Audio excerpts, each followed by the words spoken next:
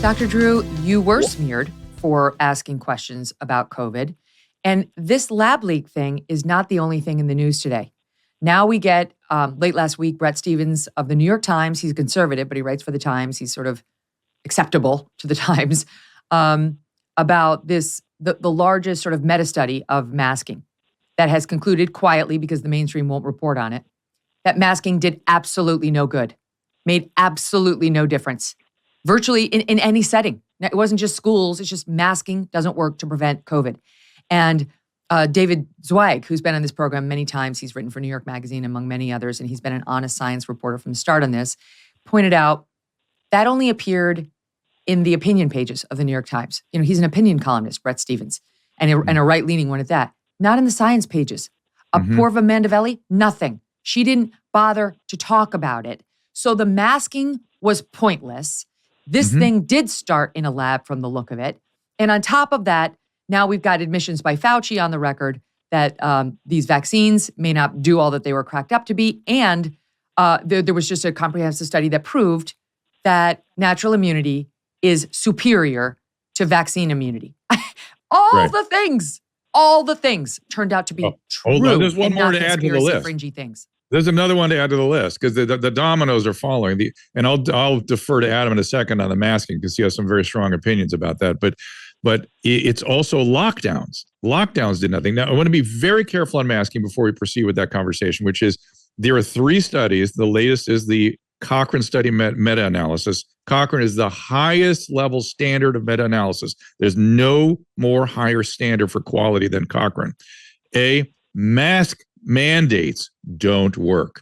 Individual masks, and again, what kind of mask, really respirators higher than N95, worn perfectly 100% of the time, that may have some benefit in protecting an individual over a particular time course. But mask mandates does not work. That was the Cochrane analysis. It was the gigantic Bangladesh study and the original Danish study, which was years ago, also proved the same thing. Great excitement about that Danish study. Couldn't get it published. It finally came out in Annals of Internal Medicine, and then it was quietly pushed aside.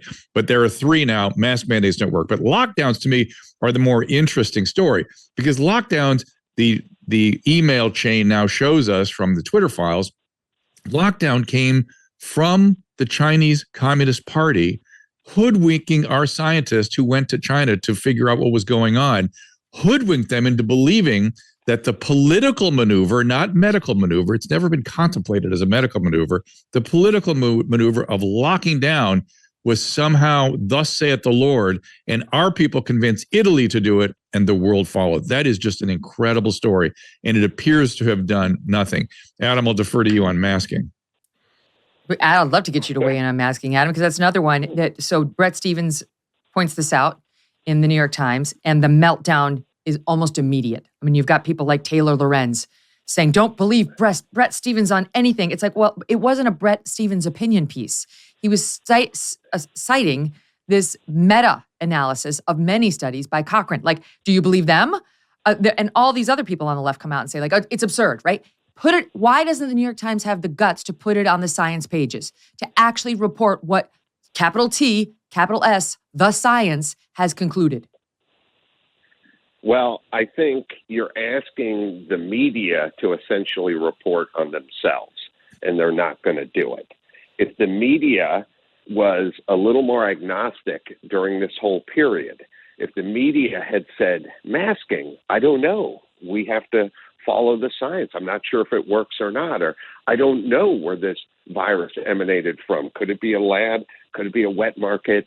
I don't know about the vaccines. If the media had not lied, and I'm saying they lied, because when you make a mistake, you go back and correct it. But when you lie, you defend your lie.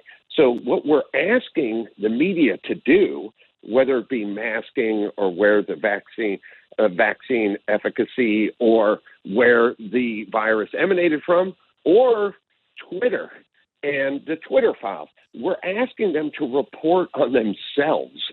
They're not going to do it, and that's why it's radio silence. Every time one of these big stories, I mean, think about the theme. Another story drops from the Twitter file. Another story drops about masking not being effective. And then we go, where is the media on this?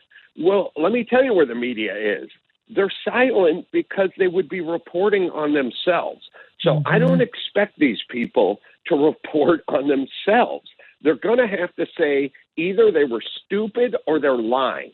That's what essentially they are going to have to say when they report on this. So don't expect them to report on this. But something I was yelling about on our podcast the other week is think about this notion, because I did a lot of commercial flying during COVID and had many an argument about a mask on an airplane. Just think about this concept. Mask up between bites. Absurd. They yell at you to wear a mask on the plane for 20 minutes before you take off, and then they hand you a sack of Fiesta Mix and a Fresca, and they tell you you can go ahead and take your mask off, but in between bites of the Fiesta Mix, you have to pull the mask back up. That's patently insane. Yeah. It's insane. I don't know why anybody at that point went, look, I don't know if masks are effective or not effective, but you can't mask up in between bites. That's a zero. That's the same as not wearing a mask. I still get back to the people. CNN was doing what they were doing. MSNBC, whatever, Los Angeles Times, they're doing what they're doing. What were people doing? People were dutifully masking up in between bites like sheep, like cowards, like idiots. You've heard me talk about Bonner Private Wine Partnership. They have these incredibly rare Malbecs that you have got to try if you love wine. If you enjoy an occasional glass of vino, try these wines from the extreme altitudes of Argentina. The flavor is unlike any other. Blackberry, leather, smoke, and a little dark cherry. And these wines are nearly impossible to get on your own. The producers, deep in the Andes Mountains, make limited quantities. The best part, they have cut out the middleman. You won't deal with a big markup. Today, we have a great offer for you. If you visit bonnerprivatewines.com/MKS, you will not only get the wine for over 50% off, plus free shipping, you'll also get a bonus bottle of small batch limited production wine from their exclusive wine cellar.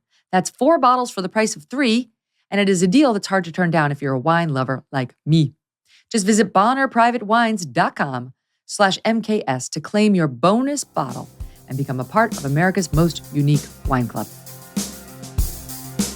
Hey, thanks so much for watching. If you like what you just saw, hit the subscribe button for more clips and full episodes.